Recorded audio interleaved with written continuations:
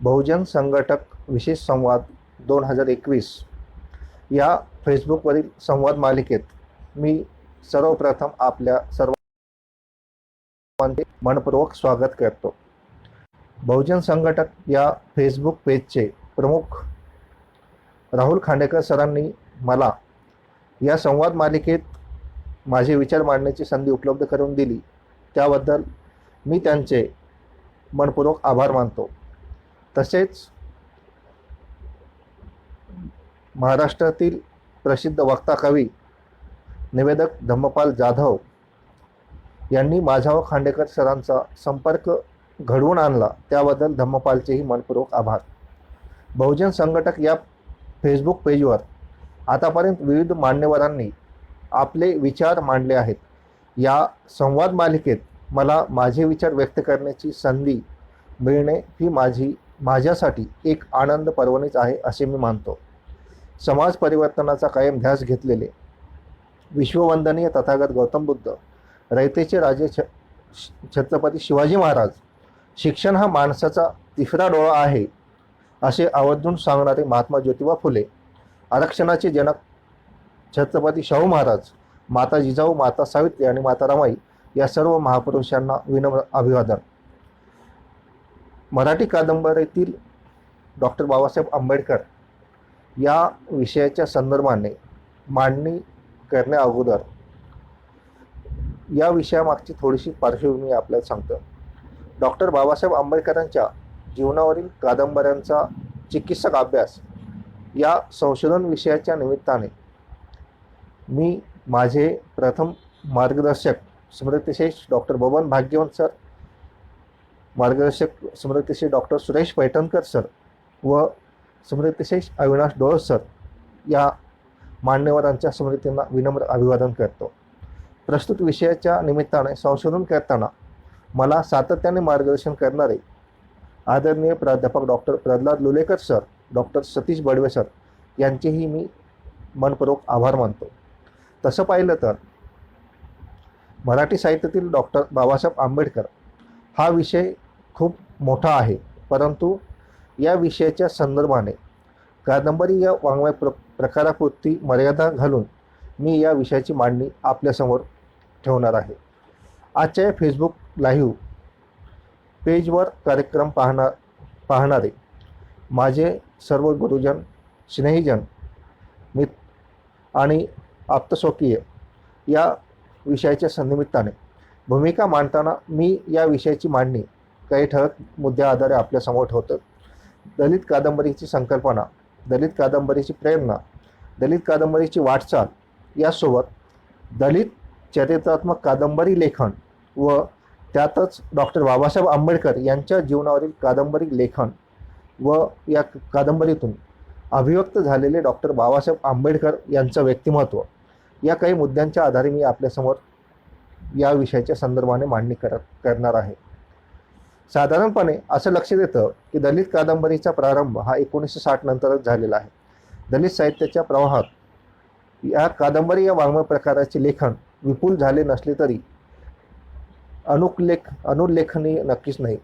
दलित कादंबरी ही संख्यात्मकतेने अधिक नसली तरी गुणात्मकतेने अधिक सकस निर्मिती या वाङ्मय प्रकारात झालेली आहे असं आपल्याला लक्षात येतं. या कादंबरीतून दलित जीवन मांडत असताना साहजिकच त्या जीवनाबरोबरच त्यांची भाषा, समजुती, रूढी, प्रथा, परंपरा यांचेही चित्रण या कादंबरीच्या माध्यमातून आलेले आहे.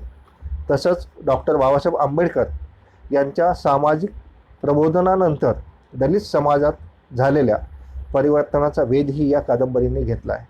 या कादंबरीची व्याख्या साधारणपणे आपल्याला पुढील विवेचनावरून सांगता येते. दलित कादंबरीच्या आशयावरून आपल्याला दलित कादंबरीची व्याख्या करता येते. डॉक्टर मदन कुलकर्णी म्हणतात, दलित जाणीवेची दलित जीवनासह अभिव्यक्ती करणारी कादंबरी म्हणजे दलित कादंबरी होय. या व्याख्येत मदन कुलकर्णी यांनी दलित जाणीवेला महत्त्व दिले आहे. दलित जाणीवा घेऊन जी कादंबरी अभिव्यक्त होते त्या कादंबरीला दलित कादंबरी असे म्हणता येते. साधारणपणे या कादंबरी मागे नेमकी प्रेरणा काय असं जेव्हा आपण विचार करतो तेव्हा आपल्याला असं लक्षात येईल की दलित साहित्य हेच मुळात आत्मभान, आत्मशोध, बांधिलकी, नकार आणि विद्रोह यांना महत्त्व देते. त्याला दलित कादंबरी ही अपवाद नाही. दलित कादंबरी सामाजिक बांधिलकी मांडणारी कादंबरी आहे. बांधिलकी म्हणजे जाणीवपूर्वक बौद्धिक पातळीवर मान्य केलेली निष्ठा होय. दलित कादंबरीची प्रेरणा सांगताना डॉक्टर नंदा मेश्राम म्हणतात, दलित कादंबरी ही डॉक्टर बाबासाहेब आंबेडकर यांची विचारधारा आणि बौद्ध तत्त्वज्ञान यांचे मर्म ओळखते. महात्मा फुले आणि शोषित पीडितासाठी लढणाऱ्या सगळ्यांना, मग अण्णाभाऊ साठे असतील, बिरसा मुंडा असेल, लहुजी वस्ताद, राघोजी भंडारे, खाजा नाईक, तंट्या भिल्ल, या साऱ्यांना आपले प्रेरणास्थान ती मानते. प्रतिगामी व्यवस्थेविरुद्ध लढणाऱ्या आणि त्यात मारल्या गेलेल्या शंकर गुहा नियोगीबद्दलही ती कृतज्ञता प्रकट करते. शिक्षण, संघर्ष, विद्रोह, आत्मभान, मानवी हक्कांची सर्वंकष जाणीव, त्याचप्रमाणे मानवी कर्तृत्वाच्या मर्यादा या मूल घटकांवर विश्वास ठेवून प्रकट होणारी ही कादंबरी आहे. या कादंबरीमध्ये सामान्यपणे आपल्याला असं लक्षात येतं की दलित साहित्य निर्मितीला गौतम बुद्ध, महात्मा ज्योतिबा फुले व डॉक्टर बाबासाहेब आंबेडकर यांचे शिकवण, विचार हीच प्रेरणा आहे. दलित कविता, कथा, आत्मकथने, कादंबरी या सगळ्या वाङ्मय प्रकारांची प्रेरणा हीच आहे.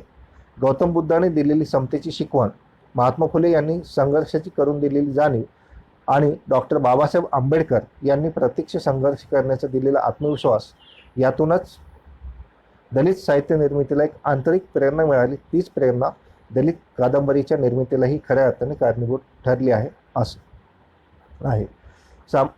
दलित कादंबरीच्या वाटचालीमध्ये जेव्हा आपण विचार करतो तेव्हा दलित कादंबरीच्या वाटचालीत अण्णाभाऊ साठे, शंकरराव खरात, नाराज शेंडे, नामदेव हटकर, नाबा जाधव, केशव मेश्राम, जवी पवार, हरिभाऊ पगारे, निशिकांत शेंडे, भीमसेन देठे, सुधाकर गायकवाड, बाबुराव बागुल, नामदेव ढसाळ, अशोक फटकर, बंधू माधव, बासा हाटे, यशवंत मनोहर, योगेंद्र मेश्राम यासारख्या मान्यवरांनी या कादंबरीच्या विषयीचं लेखन केलेलं आहे.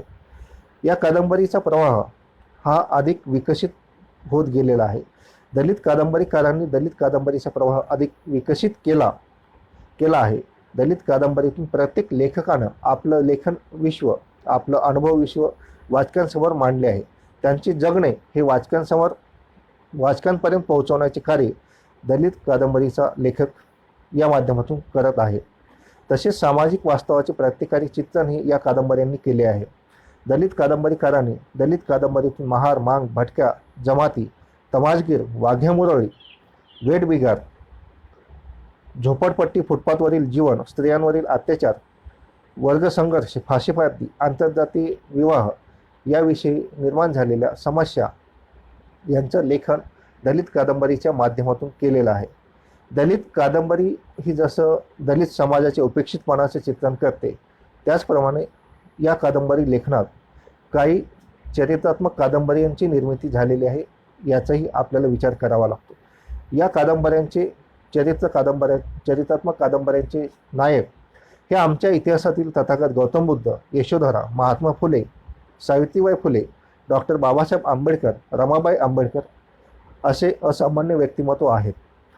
या चरित्रात्मक कादंबरी परंपरेचा जेव्हा विचार करतो तेव्हा आपल्याला यात ॲडव्होकेट हरिभाऊ पगारे, सुशीला मूल जाधव, बंधू माधव, मुरलीधर भोसेकर, अनिरुद्ध पुनर्वसू, भादर खेर, नाना ढाकुलकर, हिग्गो बनसोडे, अनंत घोडे, यशवंत मनोहर, बासा हाटे, बाबुराव बागुल या लेखकांनी आपल्या देशातील उपेक्षितांच्या महानायकांवरील आणि क्रांतिनायकांवरील कादंबऱ्या लिहिल्या आहेत.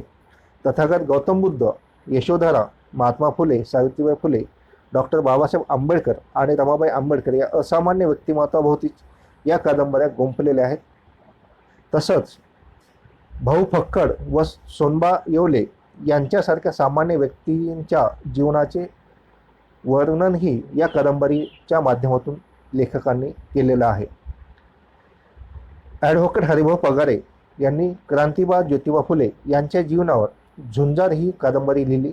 महात्मा फुले यांच्या झुंजार कार्याचे वर्णन या कादंबरीच्या माध्यमातून हरिभाऊ पगारे यांनी केले आहे.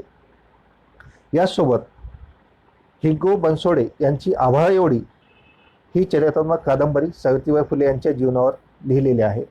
महात्मा ज्योतिबा फुले आणि सावित्रीबाई फुले या दोघांचंही जीवन या कादंबरीच्या माध्यमातून लेखकानं व्यक्त केलेलं आहे. सुशीला मूल जाधव यांनीही तथागत भगवान गौतम बुद्ध यांच्या जीवनावर संबुद्ध ही कादंबरी लिहिलेली आहे.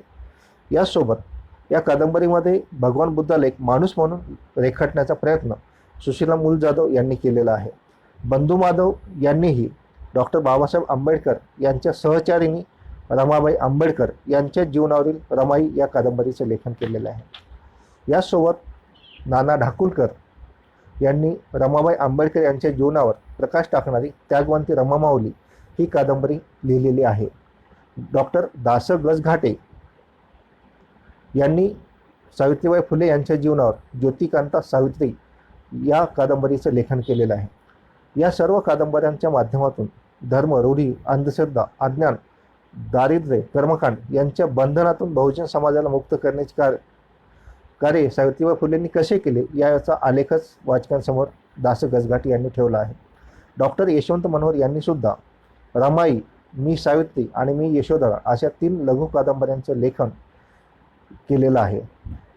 या प्रमुख काही कादंबऱ्यांच्या नंतर मी माझ्या मुख्य विषयाच्या संदर्भानं आपल्यापुढं काही विचार ठेवतो. डॉक्टर बाबासाहेब आंबेडकर यांच्या जीवनावरील कादंबरी लेखन याचा जेव्हा विचार करतो तेव्हा आपल्याला असं लक्षात येतं की या कादंबरीमध्ये आपल्या इतिहासातील एक मुख्य नायक डॉक्टर बाबासाहेब आंबेडकर यांच्या उत्तुंग प्रचंड प्रतिभेच्या व्यक्तिमत्वाला आपल्या कादंबरी लेखनामध्ये मुख्य नायक म्हणून या लेखकांनी प्रामुख्याने बाबुराव बागुल, बासा हाटे, बहादर खेर, नाना ढाकुलकर, ॲडव्होकेट हरिभाऊ पगारे, प्रदीप म्हैसेकर, डॉक्टर दास गजघाटे, रावा सेवडे गुरुजी या लेखकांनी डॉक्टर बाबासाहेब आंबेडकर यांचं व्यक्तिमत्व आपल्या कादंबरीच्या माध्यमातून साकारलेलं आहे. त्याचबरोबर धम्मपाल माशाळकर यांनीसुद्धा युगश्रेष्ठ या कादंबरीतून डॉक्टर बाबासाहेब आंबेडकर यांच्या व्यक्तिमत्वाला साकार केलेले. तसेच कर्मयोगी या के.एम. कमल यांच्या हिंदी कादंबरीतील चा अनुवाद नाना ढाकुलकर यांनीही या माध्यमातून केलेला आहे. या कादंबरीचं केलेलं या प्रमुख काही कादंबरी लेखनाच्या संदर्भानं विचार व्यक्त करत असताना आपण सर्वप्रथम बाबुराव बागुल म्हणजे काही कादंबऱ्यांचा आढावा म्हणजे या माध्यमातून पुढं करणार आहोत. बाबुराव बागुल यांनी आंबेडकर भारत भाग 1 आणि भाग 2 या कादंबरीच्या माध्यमातून आपले डॉक्टर बाबासाहेब आंबेडकर यांचं चरित्र गोष्टीरूपानं सांगितलेलं आहे. बाबुराव बागुलांनी मराठी साहित्यात आंबेडकर भारत आणि या कादंबरीच्या रूपाने एक नवा प्रयोग केलेला आहे. या कादंबरीतून डॉक्टर बाबासाहेब आंबेडकर यांच्या जीवनचरित्राची मांडणी करताना या जातक कथांच्या स्वरूपात या कादंबरीची मांडणी झालेली आहे. जातक कथा परंपरेने चालत आलेल्या लोककथांचा आकृतीबंध स्वीकारून तथागत गौतम बुद्धाचे जीवन आणि तत्वज्ञान सांगितले आहे. त्याच पद्धतीने या ठिकाणी बाबुराव बागुल यांनी डॉक्टर बाबासाहेब आंबेडकर यांचे जीवन आणि तत्वज्ञान या कथामालिकेतून सांगितले आहे. डॉक्टर बाबासाहेब आंबेडकर यांचे जीवनचरित्र किशोर व तरुण मुलामुलींना प्रेरणादायी व्हावे या प्रेरणेतूनच बाबुराव बागुलांनी आंबेडकर भारत या कादंबरीचे लेखन केले आहे. आंबेडकर भारतच्या 2 खंडामध्ये डॉक्टर बाबासाहेब आंबेडकर या महानायकाच्या जीवनचरित्रातील केवळ घटनाच कथन केल्या नाहीत तर त्यांनी मांडलेले तत्वज्ञान आत्मसात करून ते सुलभ रीतीने मांडले आहे. सामान्यतः या 2 भागात डॉक्टर बाबासाहेब आंबेडकर यांच्या जीवनातील 1913 पर्यंतच्या घटनाच येतात. या 2 खंडांमधून बाबुराव बागुलांनी बालविवाहापासून ते बडोद्याच्या संस्थानात नोकरीला जाईपर्यंतच्या कालखंडाचे वर्णन या कादंबरीच्या माध्यमातून केलेले आहे. त्याचसोबत डॉक्टर बाबासाहेब आंबेडकर यांच्या व्यक्तिमत्वातील विद्रोही पैलूही या कादंबरीच्या माध्यमातून बाबुराव बागुलांनी आपल्यापुढं ठेवलेला आहे. आंबेडकर भारत या कादंबरीच्या माध्यमातून डॉक्टर बाबासाहेब आंबेडकर यांचे चरित्र गोष्टीरूपाने वाचकांपर्यंत सर्वसामान्य लोकांपर्यंत पोहोचविणे हा या कादंबरी लेखनामागील बाबुराव बागुलांचा प्रमुख उद्देश होता. आंबेडकर भारत या कादंबरीच्या पहिल्या खंडात इंग्रजी 4थी पासून ते BA उत्तीर्ण होईपर्यंतचे चित्रण 17 कथांच्या माध्यमातून येते. तर बडोद्याला नोकरीच्या निमित्ताने गेलेले आणि वडील अत्यवस्थ असल्याची तार आल्यावर मुंबईला परत आलेले व परदेशात निघालेले भीमराव दुसऱ्या खंडात आलेले आहेत. या कादंबरीत बालभिवा, भांडखोर, पुस्तकप्रेमी, शाळेतील अभ्यासू विद्यार्थी, खेळाडू, चिंतनशील, संवेदनक्षम भिवा, गुरुविषयी कृतज्ञता बाळगणारा भिवा इत्यादी पैलूंचे चित्रण बाबूराव बागुलांनी या कादंबरीतून केलेले आहे. तसेच एक पिता म्हणून आपल्याही मुलांनी बालभिवासारखे शिकावे व स्वजनोद्धार करावा अशी अपेक्षा ठेवून या बागुलांनी या कादंबरीचे लेखन केलेले आहे. आंबेडकर भारत या कादंबरीच्या माध्यमातून बागुलांनी डॉक्टर बाबासाहेब आंबेडकर यांच्या विद्रोही व्यक्तिमत्वाला साकारलेलं आहे. या कादंबरीच्या माध्यमातून डॉक्टर बाबासाहेब आंबेडकर यांची वैचारिक जडणघडण व त्यांनी भारतातील प्रस्थापित समाज व्यवस्थेविरुद्ध सुरुवातीच्या काळात घेतलेला विद्रोही पवित्रा या माध्यमातून लेखकाने व्यक्त केला आहे. तसेच यापुढं बासा हाटे या लेखकांनी डॉक्टर बाबासाहेब आंबेडकर यांचे जीवन चरित्र आणि कर्तृत्व केंद्रस्थानी ठेवून त्यांच्या नेतृत्वाखाली दलित चळवळीचा कादंबरीमय इतिहास मांडण्याचा प्रयत्न बासा हाटे या लेखकांनी केलेला आहे. यातच पहिली कादंबरी ही युगविधान या नावाची आहे. युगविधान या कादंबरीत साधारणपणे 1887 ते 1927 हा कालखंड आलेला आहे. या कादंबरीचा विचार करताना या कादंबरीत आंबेडकर पूर्व दलित चळवळीची पूर्वपीठिका आली असून या कादंबरीचा शेवट हा महाडच्या सत्याग्रहाच्या सूचनेने होतो. या कादंबरीच्या माध्यमातून वर्णव्यवस्थेत भरडला आणि पिचला गेलेला दलित समाज दुष्काळ आणि प्लेगच्या नैसर्गिक आपत्तीमध्ये अधिकच होरपळून निघाला होता. डॉक्टर बाबासाहेब आंबेडकर यांनी वर्णवर्चस्व व्यवस्थेविरुद्ध महाडच्या सत्याग्रहाच्या निमित्ताने रणशिंग फुंकले. 1887 ते 1927 या कालखंडात समाज जीवनातील परिवर्तनामध्ये ज्या घटना घडल्या त्या घटनांच्या मागील मूळ प्रेरणांचा शोध घेणे हेच या कादंबरीचे मुख्य प्रयोजन आहे. या कादंबरीमध्ये सामान्यपणे महात्मा ज्योतिबा फुले यांचे अनुयायी गोपाळबाबा वलेंकर यांच्या अस्पृश्योद्धाराच्या कार्यावरही प्रकाश टाकला आहे. या कादंबरीचा शेवट हा महाडच्या सत्याग्रहाने होतो, परंतु महाड सत्याग्रह यशस्वी होण्यासाठी त्या सत्याग्रहाच्या संग्रामाची बीजे डॉक्टर बाबासाहेब आंबेडकर यांच्या अगोदरच पेरली होती. डॉक्टर बाबासाहेब आंबेडकर यांच्या उदयापूर्वीच इंग्रजी राजवटीत विद्या आणि शस्त्र यांचे सामर्थ्य अस्पृश्यांना मिळाले होते. त्यातूनच अस्पृश्यांमध्ये शैक्षणिक जागृती झाली व डॉक्टर बाबासाहेब आंबेडकरांना अभिप्रेत कार्यकर्ता घडत गेला आणि त्यांचे हे लढे यशस्वी झाले. या सर्व गोष्टींची जाणीव करून देण्यासाठी बासा हाटे यांनी या कादंबरीचे लेखन केलं आहे. ही कादंबरी प्रत्यक्षपणे डॉक्टर बाबासाहेब आंबेडकर यांच्या जीवनातील घटनाप्रसंगांना साकार करत नाही, तर या कादंबरीतून महाडच्या सत्याग्रहाच्या चळवळीची पार्श्वभूमी साकार होते व त्याचवेळी लेखकाने डॉक्टर बाबासाहेब आंबेडकरांना साकारले आहे. या कादंबरीत महाडच्या सत्याग्रहापूर्वीची पार्श्वभूमी तयार करण्यासाठी जी व्यक्तिमत्वे झटली त्यांचीही नोंद लेखकाने केलेली आहे. या पुढची कादंबरी आहे ती युगंधर या नावाची. युगंधर या कादंबरीचं लेखनसुद्धा बासा हाटे यांनी केलेलं आहे. डॉक्टर बाबासाहेब आंबेडकर यांच्या रूपाने एका नव्या युगाचा प्रारंभ झाला.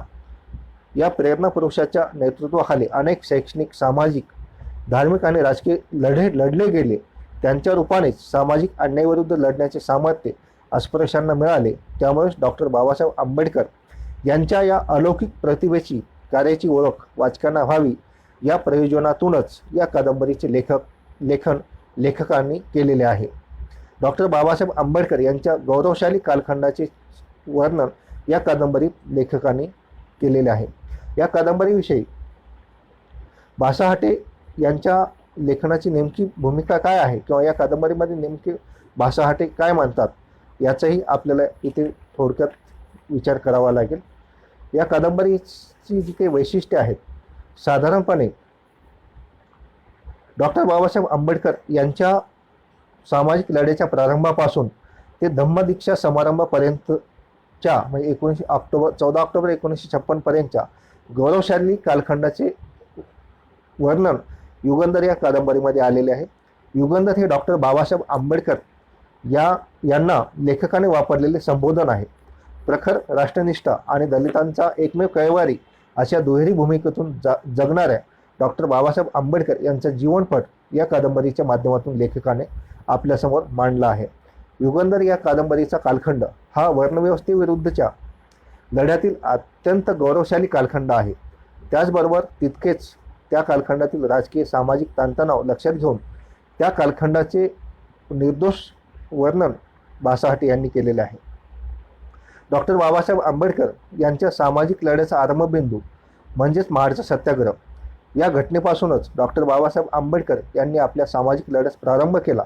या घटनेपासून त्यांचे सामाजिक, राजकीय, धार्मिक, घटनात्मक इत्यादी कार्य लक्षात घेता त्यांच्या या कार्यामुळेच एका नव्या क्रांतिकारी युगाची पहाट अस्पृश्यांच्या जीवनात उजाडली. म्हणूनच त्यांचे व्यक्तिमत्व हे युगकर्ते व्यक्तिमत्व होते. म्हणूनच या कादंबरीचं शीर्षक युगंधर असं लेखकानं या कादंबरीला दिलेलं आहे. या कादंबरीचा जेव्हा आपण विचार करतो तेव्हा युगंधर या कादंबरीच्या कथानकाची सुरुवात ही महाडच्या परिषदेचे काम आटपून बाबासाहेब आंबेडकर येतात अशी होते.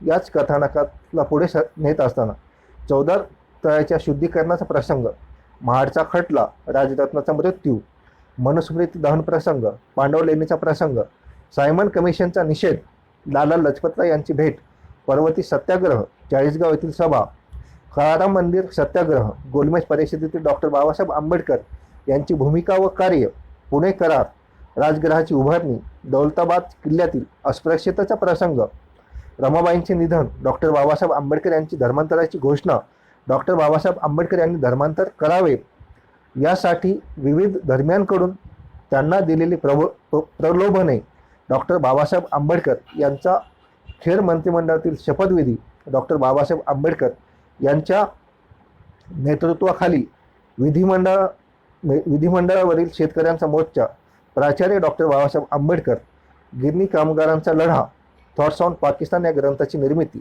मजूर मंत्री डॉक्टर बाबासाहेब आंबेडकर, घटनेच्या मसुदा समितीचे अध्यक्षपद, PESची स्थापना, भारताची फाळणी, गांधी हत्या, पुस्तकप्रेमी डॉक्टर बाबासाहेब आंबेडकर, यशवंतरावांचा विवाह, मिलिंद महाविद्यालयाचे बांधकाम, कामगार मंत्री, समाजाची चिंता वाहणारे आक्रमक डॉक्टर बाबासाहेब आंबेडकर, डॉक्टर बाबासाहेब आंबेडकर यांच्या धम्मदीक्षेची तयारी, धम्मदीक्षा सोहळा इत्यादी घटनांचे चित्रण या कादंबरीच्या माध्यमातून लेखकाने आपल्या पुढे ठेवलेले आहे.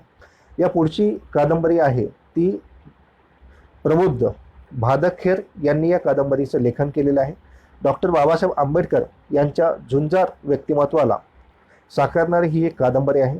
या कादंबरीचे 2 भाग लेखकाने केलेले आहेत. त्यात ज्ञानार्जन आणि सामाजिक विषमतेविरुद्ध लढलेले डॉक्टर बाबासाहेब आंबेडकर याविषयीचं लेखन या कादंबरीच्या माध्यमातून लेखकाने केलेले आहे. या कादंबरीचं लेखन करत असताना लेखकानं बाबासाहेबांच्या व्यक्तिमत्वाला दैवतीकरणाचे संदर्भ देत लेखन केलेलं आहे. प्रामुख्याने आधुनिक मनू, आधुनिक शंकराचार्य, विघ्नहर्ता यासारख्या काही प्रतिमांचं उपयोजन डॉक्टर बाबासाहेब आंबेडकरांच्या व्यक्तिमत्वासाठी या लेखकाने केलेलं आहे. त्यामुळं दैवतीकरणाचे विविध संदर्भ या कादंबरीतून आलेले आहेत. आणि या कादंबरीच्या पहिल्या भागापासून, पहिल्या आणि दुसऱ्या दोन्ही भागात बाबासाहेबांच्या व्यक्तिमत्वाला साकारत असताना लेखकानं दैवतीकरणाकडं बाबासाहेबांचं व्यक्तिमत्व झुकवलेलं आहे. आणि या ठिकाणी लेखकनिष्ठ स्वातंत्र्याचा अतिरेक झाला की काय असं एक प्रश्नचिन्ह या कादंबरीच्या निमित्तानं आपल्यासमोर निर्माण होतं. या पुढची कादंबरी आहे ती म्हणजे भीमाई रमाई.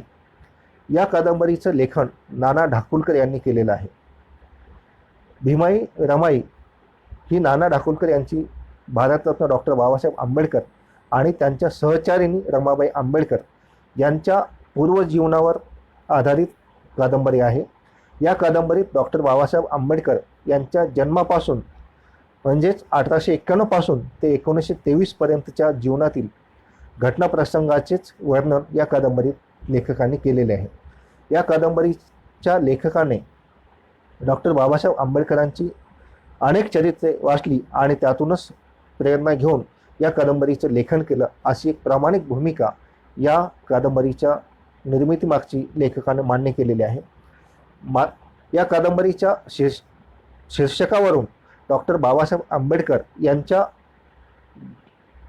मातोश्री भीमाबाई आणि पत्नी रमाबाई यांच्या जीवनावर आधारित ही कादंबरी असावी असे वाटते, परंतु प्रत्यक्षात ही कादंबरी वाचल्यानंतर मात्र डॉक्टर बाबासाहेब आंबेडकर आणि त्यांच्या पत्नी रमाबाई आंबेडकर या दोघांच्या जीवनाचा चरित्रात्मक आलेखच या कादंबरीच्या माध्यमातून लेखकाने आपल्यापुढे ठेवला आहे असे लक्षात येते. या कादंबरीची एक मर्यादा अशी की या कादंबरीत बाबासाहेबांच्या जीवनाचे सगळेच घटनाप्रसंग आलेले नाहीत.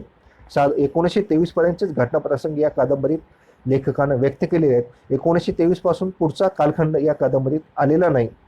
या नंतरची कादंबरी आहे ती म्हणजे युगप्रवर्तक, ॲडव्होकेट हरिभाऊ पगारे यांची ही कादंबरी आहे. या कादंबरीचं प्रकाशन वर्ष 1970 आहे. या कादंबरीचं मांडणी करत असताना लेखकाने फ्लॅशबॅक पद्धतीने म्हणजे निवेदन या कादंबरीचे केलेले आहे. म्हणजे बाबासाहेबांच्या जीवनातील घटनाप्रसंगांना घेऊन या कादंबरीचे लेखन केलेले आहे. आणि या कादंबरीमध्ये बाबासाहेबांच्या प्रत्यक्ष सहवासातील काही व्यक्तींच्या निवेदनाचा आधार घेतच या कादंबरीचं लेखन हरिभाऊ पगारे यांनी केलेलं आहे. या कादंबरीतून लेखकाने डॉक्टर बाबासाहेब आंबेडकर यांच्या आयुष्यातील घटनाप्रसंग आणि व्यक्तिचित्रे रेखाटण्याचा प्रयत्न या कादंबरीच्या माध्यमातून हरिभाऊ पगारे यांनी केलेला आहे. हरिभाऊ पगारेंनी प्रत्यक्ष डॉक्टर बाबासाहेब आंबेडकर यांना पाहिलेलं असल्यामुळं त्यांचे व्यक्तिमत्व त्यांना रामायण महाभारतातील व्यक्तिरेखांपेक्षा श्रेष्ठ वाटते. या कादंबरीतील घटना घडून गेली आहे आणि त्या घडलेल्या घटनेला पुन्हा डॉक्टर बाबासाहेब आंबेडकर फ्लॅशबॅक पद्धतीने सांगतात, अशा पद्धतीने या कादंबरीचे लेखन लेखकाने केलेलं आहे. या कादंबरीतून डॉक्टर बाबासाहेब आंबेडकर यांचे सबंध जीवन रेखाटण्याचा प्रयत्न लेखकाने केला आहे, परंतु या कादंबरीतून त्यांच्या जीवनातील काही घटनांनाच कादंबरीत स्थान मिळालेले आहे, तर काही घटना या कादंबरीत आल्याच नाहीत. त्यामुळे या कादंबरीत काळाचा क्रम हा कधी वेगाने तर कधी धीम्या गतीने वाहतो, तर कधी घटनांनाच वगळून हा कालक्रम पुढे जातो. त्यामुळे या कादंबरीतून डॉक्टर बाबासाहेब आंबेडकर यांच्या जीवनक्रमात सलगता येत नाही. या पुढची कादंबरी आहे ती म्हणजे धम्म सांगती बाबा. या कादंबरीचं लेखन प्रदीप म्हैसेकर यांनी केलेलं आहे. वाचकाला सतत नवीन काहीतरी द्यावे याची आस असलेल्या आणि बुद्धिनिष्ठ प्रामाण्यवादाची कास धरून लेखन करणाऱ्या प्रदीप म्हैसेकरांच्या लेखणीतून धम्म सांगती बाबा ही कादंबरी साकारलेली आहे. या कादंबरीसाठी लेखकाने दिलेले शीर्षकच या कादंबरीचे वेगळेपण वाचकांच्या समोर ठेवते. धम्म सांगती बाबा ही कादंबरी एक वेगळा विषय घेऊन वाचकांसमोर प्रकटली आहे.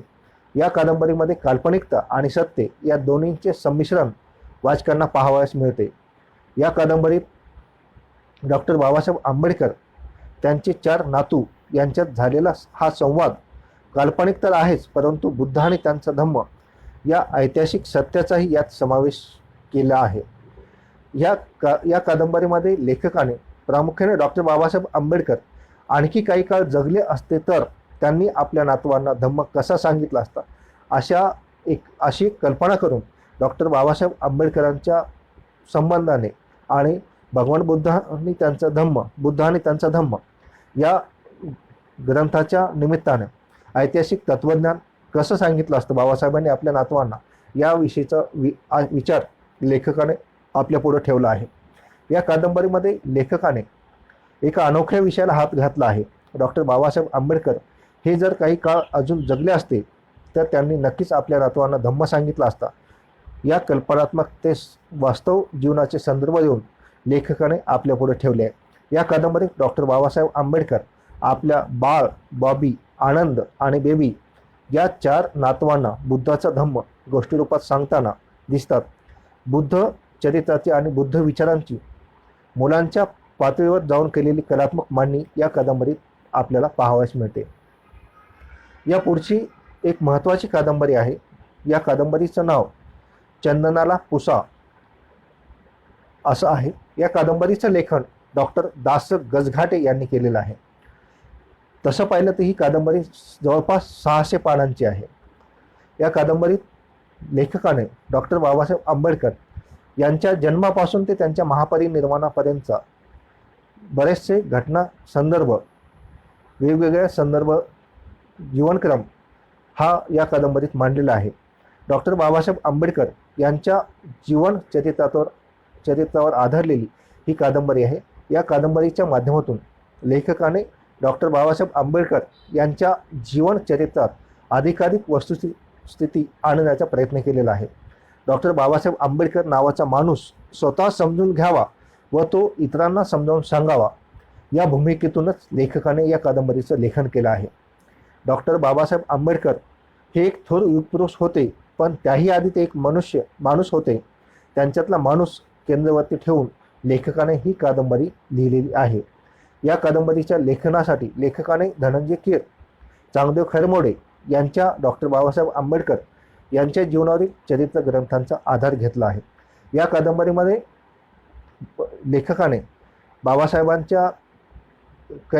बाबासाहेबांनी रमाबाईंना लिहिलेली काही पत्रांचाही उल्लेख या कादंबरीच्या माध्यमातून केलेला आहे. आणि बरेचशा ठिकाणी निवेदन हे पत्रात्मक शैलीतून होतं.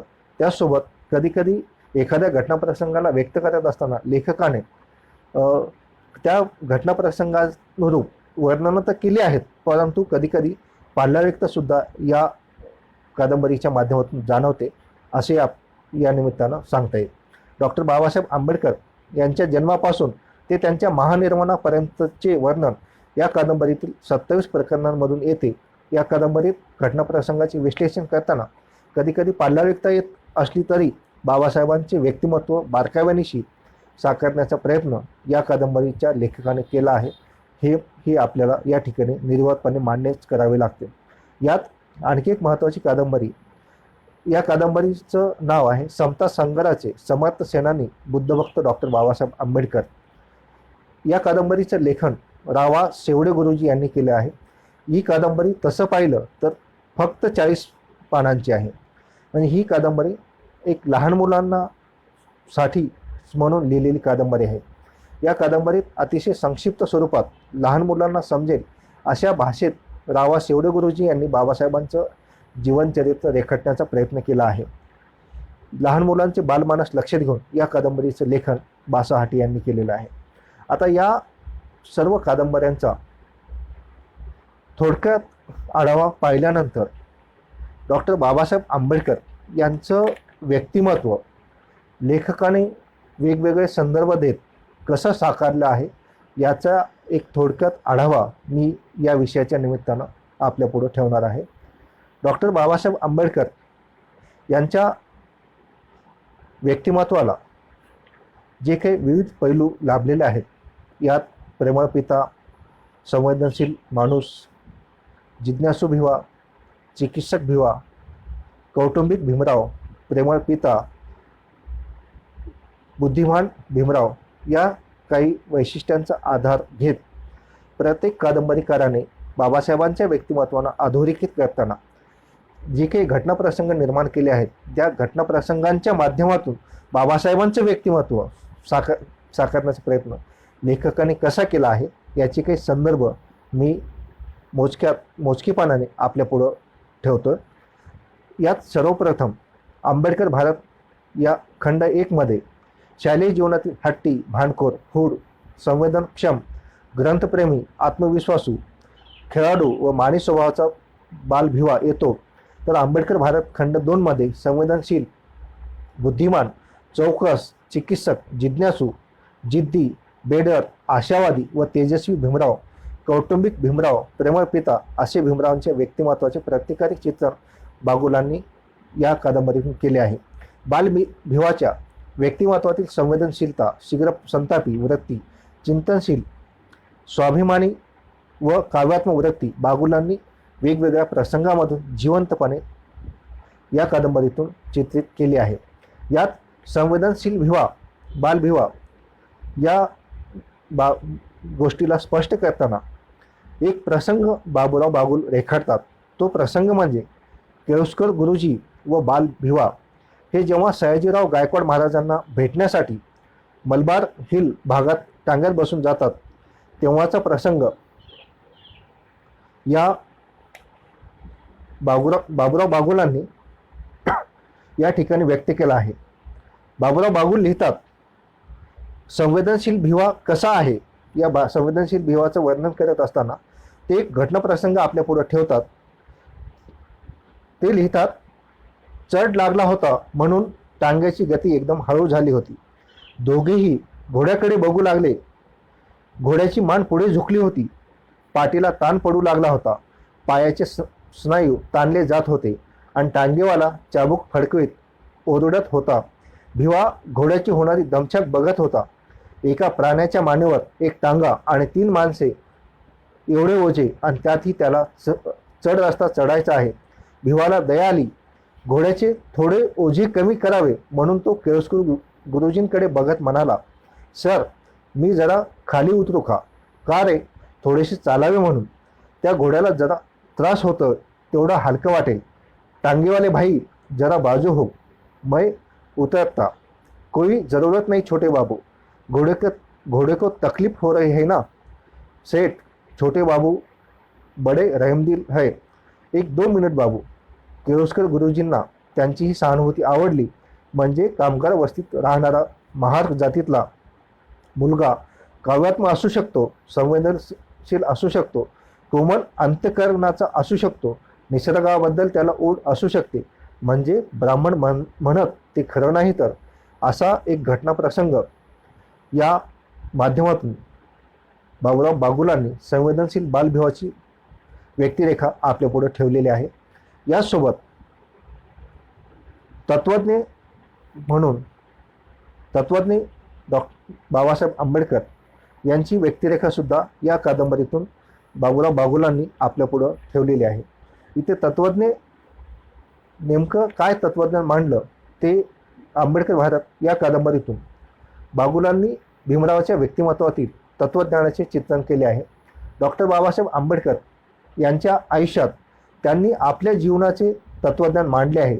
या कादंबरीत बाबासाहेब जेव्हा आनंदरावच्या मुलाला पाहण्यासाठी इस्पितळात जातात त्यावेळी सुभेदारांना उद्देशून भीमराव म्हणतात, बाबा मी आलो तेव्हा मी पोरांकडे बघत आलो.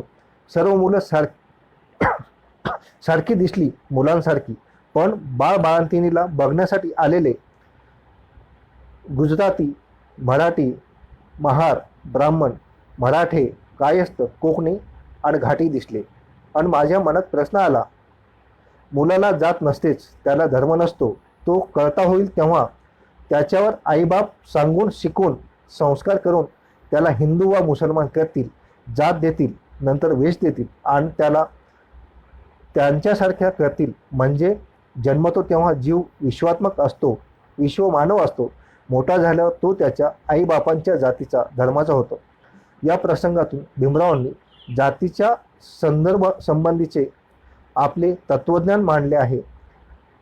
ते तत्वज्ञान या प्रसंगातून बागुलांनी व्यक्त केले आहे. यासोबत चिंतनशील संवेदनशील भिवाही या कादंबरीतून बागुलांनी व्यक्त केला आहे. यासोबत युगविधान या कादंबरीच्या माध्यमातून लेखक बासाहटे यांनी 1885 ते 1927 या कालखंडाचं वर्णन केलेलं असलं तरी महाडच्या सत्याग्रहानेच या कादंबरीचा शेवट झालेला आहे.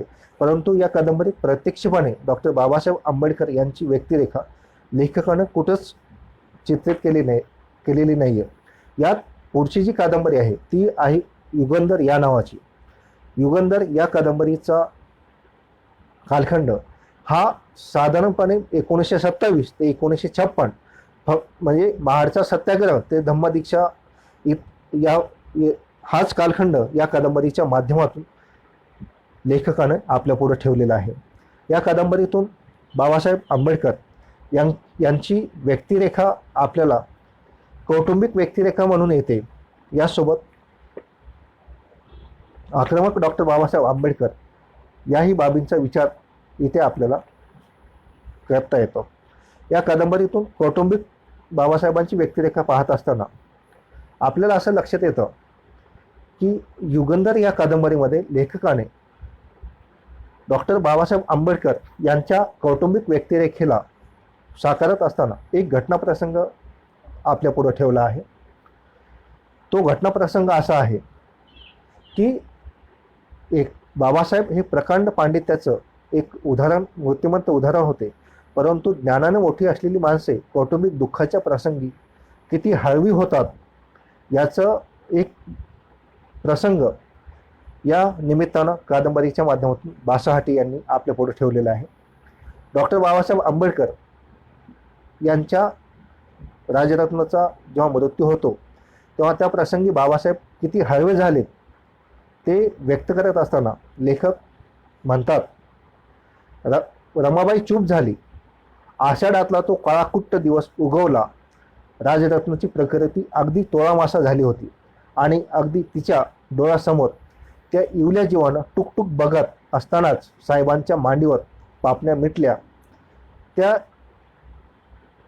निर्जीव मुखावरची ती काळीच कुतरणारी वेदनाहीन शांतता प्रलयाहूनही भयंकर भासली. तिनं धरणीवर अंग टाकलं आणि साहेब धाय मोकलून रडू लागले. त्यांचं ते ओक्साबोक्षी रडणं पाहून सारी चाळ हादरली. जो तो वेड्यासारखा केविलवाण्या नजरेनं त्यांच्याकडे पाहत होता. पहाडात बेडकुळी राहावी तसं भक्कम देहातलं हे कोमल मन बघून सर्वांचे डोळे पाणावले. प्रभादेवीच्या बाळखानेत बळीराम दादाच्या हातावरून त्याला नेलं आणि आप्तांच्या गराड्यात सर्वांच्या साक्षीनं त्याला मातीआड केलं. बासाहाटे यांच्या या निवेदनातून डॉक्टर बाबासाहेब आंबेडकर या प्रकांड पांडित्याच्या व्यक्तिमत्वातील एका हळव्या मातृवात्सल्यपूर्ण हृदयाचे पित्याचे दर्शन आपल्याला होते. व्यक्ती कितीही मोठा असला तरी त्याला आपल्या मुलाच्या निधनाचे दुःख निश्चितच असते आणि हाच अनुभव राजरत्नाच्या निधनाच्या निमित्तानं डॉक्टर बाबासाहेब आंबेडकर यांचेही वाट्याला आलेला होता आणि तोच एक कौटुंबिक अनुभव या निमित्तानं बासाहाटे यांनी व्यक्त केलेला आहे. यासोबत डॉक्टर बाबासाहेब आंबेडकर यांचं व्यक्तिमत्व हे आक्रमक कशा पद्धतीचं होतं याचाही विचार युगंधर या कादंबरीतून बासाहाटे यांनी केलेला आहे. बाबासाहेबांच्या आक्रमकपणाबद्दलचा एक प्रसंग सांगताना ते लिहितात, पंडित नेहरूंच्या मंत्रिमंडळात डॉक्टर बाबासाहेब आंबेडकर हे जेव्हा केंद्रीय मंत्री असतात तेव्हाचा एक प्रसंग या कादंबरीतून त्यांनी रेखाटला आहे. डॉक्टर बाबासाहेब आंबेडकर हे केंद्रीय मंत्री होते. ते मध्य प्रदेशच्या भाषणात अस्पृश्यांना काँग्रेसपासून दूर राहण्याचा आदेश देतात. त्यावेळी सरदार पटेल व गोविंद वल्लभ पंत हे पंडित नेहरूंच्या करवी डॉक्टर बाबासाहेब आंबेडकर यांना पत्र देतात. त्यावेळी लेखक म्हणतात, साहेबांनी पत्र वाचले आणि त्यांच्यासमोर फेकून म्हटले, मी तुम्हाला एवढेच सांगू इच्छितो, तुम्ही मला मंत्रिमंडळात घेतले याचा अर्थ तुम्ही मला विकत घेतले असा होत नाही. माझ्या जनतेसाठी जे करायचे ते मी करीतच राहणार. माझा आतला आवाज मला सांगतो आहे की कोट्यावधी लोकांच्या हितासाठी जर मला मंत्रिमंडळाचा राजीनामा द्यायला लागला तरी बेहतर, पण मी या दिनदुबळ्या लोकांच्या कल्याणावर तिलांजली ठेवणार नाही आणि हे तुम्हालाही चांगले माहीत आहे. पंत काय आणि पटेल काय, त्यांनी अशा विपर्यस्त तक्रारी केल्याने मी माफी मागेन असे त्यांना वाटत असेल तर तो त्यांचा भ्रम आहे. ते पोलादी पुरुष असतील तर मीही काही सेनामेनाचा नाही. म्हणजे इतकं रोखठोक आणि आक्रमकपणे आपलं म्हणणं डॉक्टर बाबासाहेब आंबेडकर कसं मांडत होते याचा संदर्भ या कादंबरीच्या माध्यमातून या प्रसंगातून लेखकानं आपल्या पुढे ठेवला आहे. डॉक्टर बाबासाहेब आंबेडकर यांच्या या निवेदनावरून ते आपल्या समाजाच्या कल्याणासाठी किती आक्रमक होते हेच आपल्याला दिसून येते. डॉक्टर बाबासाहेब आंबेडकर हे नुसते बोलत नव्हते, तर त्यांनी आपल्या समाजाच्या हितासाठी कल्याणासाठी असणारे हिंदू कोडविल मान्य झाले नाही म्हणून त्यांनी प्रसंगी राजीनामाही दिला. हेच त्यांच्या आक्रमक व्यक्तिमत्वाचा प्रत्यय देणारं आणखी एक उदाहरण आपल्याला सांगता येतं. यात युगंधर या कादंबरीमध्ये अतिशय सर्वात महत्त्वाची आणि एक वेगळं पैलू बाबासाहेबांच्या विषयीचा या कादंबरीत लेखकानं आपल्या पुढं ठेवला आहे. आपण महापुरुषांना एका चौकटीत बंदिस्त करतो. आज आपण डॉक्टर बाबासाहेब म्हटलं की दलितांचे कैवारी अशी चौकट त्यांना आपण आखून दिलेली आहे. पण 1938 साली डॉक्टर बाबासाहेब आंबेडकर यांनी भारतातील शेतकऱ्यांचा जो काही मोर्चा घडवून आणला, तो मोर्चा पाहता शेतकऱ्यांच्या न्याय हक्कासाठी लढणारे डॉक्टर बाबासाहेब आंबेडकर यांची एक वेगळी व्यक्तिरेखा युगंधर या कादंबरीमध्ये बासाहाटे यांनी या निमित्तानं आपल्यापुढे ठेवली आहे. भारतासारख्या कृषीप्रधान देशातील महत्त्वाचा वर्ग म्हणजे शेतकरी वर्ग. या शेतकरी वर्गाच्या हक्कासाठी भांडणारे व विधिमंडळ शेतकऱ्यांच्या हक्कासाठी मोर्चा काढणारे पहिले एकमेव नेते म्हणजे डॉक्टर बाबासाहेब आंबेडकर हे आहेत. आणि डॉक्टर बाबासाहेब आंबेडकर यांनी विधिमंडळावर जो मोर्चा नेला होता, त्या मोर्चाचे वर्णन करताना बासाहाटे लिहितात. म्हणजे या मोर्चासाठी ज्या वेगवेगळ्या प्रांतातून लोक आले त्याचं वर्णन करताना बासाहाटे लिहितात, मुंबई सेंट्रल, दादर, बोरीबंदर, भाऊचा धक्का येथे शेतकऱ्यांनी रस्ते भरभरून जात होते. या दरिद्री नारायणाचा अवतारही बघण्यासारखा होता. सोन्याचा धूर निघणाऱ्या या देशात वसाहतवादाने केलेली परवड त्यांच्या अंगाखांद्यावर दिसत होती. त्यांच्या हातात काठ्या होत्या. त्यातील काही काठ्या सर्वहारा समाजाच्या घुंगरू काठ्या होत्या. खांद्यावर घोंगड्या होत्या. हातात भाकरीची गाठोडी होती. पण पाय तर बहुतेकांचे अनवाणीच होते. त्यात अलिबागचा आगरी होता, तसा बाणकोटचा बालेही होता. ठाण्याचा वारली होता, तसा देशावरचा 96 कुळीतला मराठाही होता. रत्नागिरीचा कोकणी होता, तसा कुणबीही होता. चेहरे एक जात उन्हाने काळपटलेले होते. मोर्चा 3 दिशांनी विधिमंडळाकडे निघाला. एक परळहून फिन्सेट रोडकडून सरसावला, तर दुसरा अलेक्झांड्रा गोदीकडून सेक्रेटरीकडे चालत होता. तिसरा मोर्चा चौपाटीवरून लोकमान्यांच्या पुतळ्याला साक्षी ठेवून निघाला होता. खोतीचा नायनाट करा, इनामदारी नष्ट करा, डॉक्टर बाबासाहेब आंबेडकरांच्या विधेयकाला पाठिंबा द्या, अशा घोषणा झाल्या. खोती विधेयक मंजूर झाले तर ह्या दिनदुबळ्या लोकांना हक्काची भाकरी मिळणार होती. तिन्ही मोर्चे आझाद मैदानात येऊन धडकले. सर्व मोर्चांना पोलिसांचा गराडा होता. पण आता त्यांची एकच साखळी करण्यात आली. सूर्य माथ्यावर रणरणत होता. पायाखालचे रणांगणही आता तापले होते. मोर्चेकऱ्यांची मस्तके कोणत्याही क्षणी तापणार होती. पोलीस अधिकाऱ्यांनी मोर्चा अडवला. पुढे जायला बंदी घातली होती. साहेबांच्या नेतृत्वाखाली परुळेकर, जोशी, याज्ञिक, राऊत इत्यादिकांचे शिष्टमंडळ पंतप्रधान खेरांना भेटायला गेले. मागण्या सादर करून परत आले आणि आझाद मैदानात प्रचंड सभेत मंत्र्याच्या भाषणांना पूर आला. हे जे काही वर्णन या संबंधी लेखकानं केलेलं आहे, हे वर्णन बाबासाहेबांच्या व्यक्तिमत्वाला एका वेगळ्या उच्च पातळीवर घेऊन जाणारं आहे. डॉक्टर बाबासाहेब आंबेडकर यांनी प्रथमच शेतकऱ्यांच्या हक्काविरुद्ध लढा उभारला. कोकणात शेतकऱ्यांना अन्याय, अत्याचार करणारे खोत, त्यांची खोती पद्धती नष्ट करावी. शेतकऱ्यांचे शोषण कुठेही कोणाकडूनही होऊ नये यासाठी, शेतकऱ्यांच्या हक्कासाठी त्यांनी विधिमंडळावर मोर्चा नेला. जर याच वेळेला शेतकऱ्यांच्या मागण्यांचा योग्य विचार झाला असता तर कदाचित आज ज्या काही शेतकऱ्यांच्या आत्महत्या होत आहेत किंवा शेतकऱ्याचं जे दयनीय भयावह चित्र दिसत आहे ते आज आपल्याला दिसलं नसतं. हेच या निमित्तानं पुन्हा आपल्याला अधोरेखित करावं वाटतं. म्हणजे युगंधर या कादंबरीमध्ये बासाहाटे यांनी बाबासाहेबांच्या वेगवेगळ्या पैलूंचा वेगवेगळ्या संदर्भानिशी एक चांगल्या अतिशय योग्य पद्धतीने बाबासाहेबांचं व्यक्तिमत्व साकारलेलं आहे असंच आपल्याला या निमित्तानं सांगता येईल. यात आणखी बाबासाहेबांच्या व्यक्तिमत्वातला आणखी एक विशेष उल्लेखनीय पैलू म्हणजे बाबासाहेब वास्तुशास्त्रज्ञ होते आणि वास्तुशास्त्रज्ञ डॉक्टर बाबासाहेब आंबेडकर या पैलूलाही लेखकानं या कादंबरीमध्ये अतिशय समर्पक उदाहरण देऊन इथे हा पैलू आपल्यापुढं ठेवलेला आहे. या डॉक्टर बाबासाहेब आंबेडकर यांच्या व्यक्तिमत्वातील वास्तुशास्त्रज्ञ हा एक पैलू मांडत असताना बाबासाहेबांनी राजगृह बांधताना, दामोदर व्हॅलीसारखे प्रकल्प बांधताना त्यांच्या पैलूचा प्रत्यय आपल्याला येतो. हाच पैलू विषद करताना लेखक म्हणतात, न्याहारी करून साहेब आपला लवाजमा घेऊन बाहेर पडत. मिलिंद सायन्स कॉलेजचे हॉस्टेल, मिलिंद हायस्कूलची इमारत यांचा प्लॅन स्वतः साहेबांनी तयार केला होता. राजगृह बांधताना ते स्थापत्यशास्त्राचा अभ्यास करीत होते. तो आता त्यांच्या उपयोगी पडला.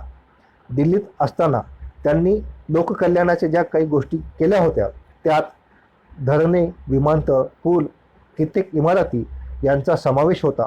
महिला खाण कामगारांना प्रसूतीपूर्वीची व नंतरची रजा, कामाचे मर्यादित तास, कुटुंब कल्याण विमा योजना अशा एक की दोन शेकडो योजना त्यांनी राबवल्या होत्या. आणि आता ही मुलांचे वसतिगृह बांधताना जिना कुठे, संडास कुठे, बाथरूम कुठे, मुख्य इमारत कुठे असा सगळा तपशील ते सांगत होते. चिटणीस थक्क होऊन मान हलवित होते, तर वराळे तो सारा तपशील डोक्यात साठवत होते. मिलिंद आर्ट्स व सायन्स कॉलेज समोरची ती सुंदर बाग म्हणजे साहेबांच्या कल्पकतेचा एक आदर्श नमुनाच होता. पूर्वेला भव्य क्रीडांगण आणि बागेतील गुलमोहराची आणि बुचाची झाडे परिसरातील इतर झाडांसारखीच तरारलेली हिरवीगार दिसत असत. म्हणजे डॉक्टर बाबासाहेब आंबेडकरांच्या कल्पकतेतून औरंगाबाद येथील मिलिंद महाविद्यालय, मुंबई येथील सिद्धार्थ महाविद्यालय साकारले आहे. त्यांच्यातील वास्तुशास्त्रज्ञ डॉक्टर बाबासाहेब आंबेडकर अशा एका वेगळ्या पैलूचा प्रत्यय या निमित्तानं या कादंबरीतून लेखकाने आपल्याला बाबासाहेबांच्या व्यक्तिरेखेचा हाही एक पैलू या निमित्ताने आपल्यापुढं ठेवला आहे. यात आणखी एका वेगळ्या विषयापुढं येत असताना प्रबोध या कादंबरीचाही एक थोडक्यात संदर्भ या निमित्ताने मी आपल्यापुढं ठेवतो. या कादंबरीतून डॉक्टर बाबासाहेब आंबेडकर यांच्या विद्याव्यासंगी अभ्यासू व्यक्तिमत्वाला साकार करणारे काही घटनाप्रसंग या लेखकाने आपल्यापुढे ठेवलेले आहेत. यात बाबासाहेबांच्या विद्याव्यासंगीपणाचा प्रत्यय आपल्यापुढं मांडताना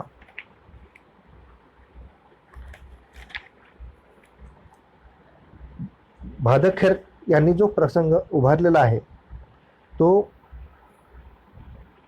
प्रसंग या निमित्तानं मी आपल्या पुढे ठेवतोय. डॉक्टर बाबासाहेब आंबेडकर यांच्या अभ्यासू विद्याव्यासंगी व्यक्तिमत्वाची ओळख करून देताना लेखक म्हणतात, लंडनला आल्यापासून एक क्षणही त्यांनी अभ्यासाशिवाय दवडलेला नव्हता. लंडन युनिव्हर्सिटीची general library, Goldsmith library, British museum library आणि इंडिया ऑफिसची लायब्ररी या ठिकाणी जाऊन त्यांनी वाचनाचा धडाका सुरू केला. खाण्यापिण्याची भ्रांत न ठेवता त्यांनी आपला अभ्यास भराभर पुरा करण्याचा झपाटा लावला. कारण लंडनमध्ये दीर्घकाळ वास्तव्य करण्या एवढं त्यांच्याजवळ द्रव्यबळ नव्हतं. साऱ्या अडचणींना आणि कटकटींना तोंड देऊन त्यांनी DSCचा आपला प्रबंध लिहून पुरा केला. हिंदी चलनाचा प्रश्न या संज्ञेखाली त्यांचे मार्गदर्शक प्रोफेसर एडविन कॅनन यांच्या अनुमतीनं 1922च्या ऑक्टोबरमध्ये आपला प्रबंध लंडन युनिव्हर्सिटीला सादरही केला. लवकरच त्यांनी बॅरिस्टरीची परीक्षा दिली आणि त्या परीक्षेतून ते पार पडले. म्हणजे बाबासाहेब आंबेडकरांच्या एका व्यक्तिमत्वातील विद्याव्यासंगी अभ्यासू व्यक्तिमत्वाचा परिचय या निमित्तानं लेखकाने आपल्या पुढे ठेवला आहे. यासोबत नाना ढाकुलकर यांच्याही या कादंबरीतून बाबासाहेबांची व्यक्तिरेखा साकार झालेली आहे. यासोबत हरिभाऊ पगारे यांच्या युगप्रवर्तक या कादंबरीतूनही बाबासाहेबांच्या व्यक्तिरेखा लेखकांनी वेगवेगळ्या संदर्भांना साकारत आपल्या पुढे ठेवलेल्या आहेत. बाबासाहेबांच्या एकूणच या कादंबरी बाबासाहेबांच्या जीवनावर एकूणच कादंबरी लेखनाचा जेव्हा विचार करतो तेव्हा आपल्याला बाबासाहेबांच्या व्यक्तिमत्वातील वेगवेगळ्या पैलूंचा या लेखकांनी आपल्या विविध कादंबरीतून विविध घटनाप्रसंगांना साकारत बालपणीचा खोडकर भिवा, पुस्तकप्रेमी भिवा, हट्टी भिवा, विद्याव्यासंगी भिवा, प्राध्यापक डॉक्टर बाबासाहेब आंबेडकर, मजूर मंत्री, भारतीय राज्यघटनेचे शिल्पकार, विधिमंडळातील प्रसिद्ध वादविवादपटू, प्रेमळ पिता, शेतकऱ्यांचे नेते doctor Babasaheb Ambedkar, barrister doctor Babasaheb Ambedkar आणि कौटुंबिक डॉक्टर बाबासाहेब आंबेडकर यासारख्या काही वेगवेगळ्या पैलूंचा विचार या कादंबरीच्या माध्यमातून लेखकांनी प्रसंगानुरूप केलेला आहे. यात नव्यानं आलेली धम्मपाल माशेलकर यांची कादंबरी तीही आहे. या कादंबरीविषयीचं हर्ष विवेचन या निमित्तानं आलेलं नसलं तरी ही कादंबरीसुद्धा या निमित्तानं महत्त्वाची आहे. या विषयाच्या संदर्भानं मी माझ्या वेळेची मर्यादा लक्षात घेता आणि माझं जे काही आकलन आहे ते आपल्यासमोर मांडण्याचा प्रयत्न केला आहे. या फेसबुक लाईव्ह संवादामध्ये मला ऐकणारे माझे सर्व स्नेही आप्तजन, मित्र आणि गुरुवर्य या सगळ्यांचे आणि या फेसबुक पेजचे मुख्य राहुल खांडेकर सर यांचे मी आभार मानतो.